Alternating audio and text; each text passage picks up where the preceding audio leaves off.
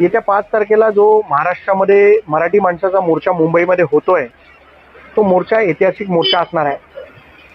आम्हाला सगळ्यांना आनंद आहे की उद्धव ठाकरे साहेब आणि राज ठाकरे साहेब मराठीच्या अस्मितेसाठी आणि हिंदी सक्ती विरोधात एकत्र आल्यामुळे एक वेगळा आनंद प्रत्येक मराठी माणसाच्या मनात आहे आणि हा मोर्चा भूतो न भविष्य असा मोर्चा मुंबईमध्ये ठरेल अशी अपेक्षा प्रत्येक मराठी माणसाला आहे।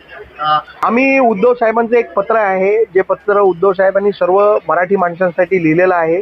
ते सर्व डोंबिवलीतले प्रतिष्ठित लोक, डॉक्टर्स, वकील्स आणि सर्व मराठी कलाकार, आपल्याला माहिती आहे की डोंबिवलीमध्ये मोठ्या प्रमाणात मराठी कलाकार देखील राहतात, त्या सर्वांना आम्ही आमचं पत्र पोहोचवणार आहे आणि मोठी लोक डोंबिवलीतून मोठ्या प्रमाणात लोक या मोर्चासाठी सहभागी होतील अशी अपेक्षा आम्हाला आहे। आम्ही राजू पाटलांना आवाहन करू की आमच्याबरोबर एकत्र आपण मुंबईला लोकलमधनं जाऊया आणि या मोर्चामध्ये सहभागी होऊया।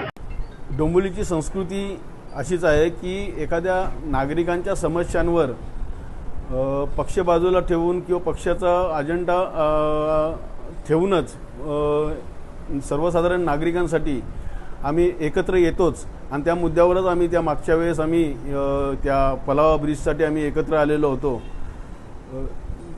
आता जो आम्ही एकत्र येतोय, सन्माननीय राजसाहेबांनी आवाहन केले की 5 तारखेला मराठी माणसाचा मोर्चा निघेल, त्यामध्ये कुठलाही झेंडा नसेल, कुठलाही पक्ष नसेल, साहित्यिक असो, कलाकार असो, लेखक असो, या सर्वांनी मराठी माणसांनी मराठी महाराष्ट्रासाठी, महाराष्ट्राच्या अस्मितासाठी आणि मराठी वाचवण्यासाठी सगळ्यांनी एकत्र यायचं आहे।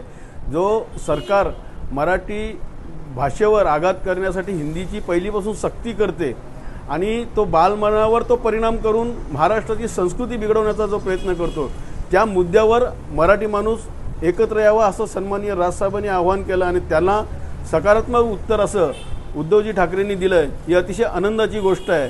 राजसाहेबांनी, सन्माननीय राजसाहेबांनी असंही सांगितलं की सर्व पक्षांनी मराठी माणसांनी एकत्र यावं, सर्व पक्षांमध्ये मराठी माणसं आहेत आणि मराठी टिकवणं हे अत्यंत गरजेचं आहे। कारण महाराष्ट्रासाठी कुठलेही हेवेदावे भांडणं ही कुठेही त्या महाराष्ट्रापेक्षा मोठी नाही, हे सन्माननीय राजसाहेबांनी आपल्या मुलाखतीत स्पष्टपणे सांगितलेलं आहे।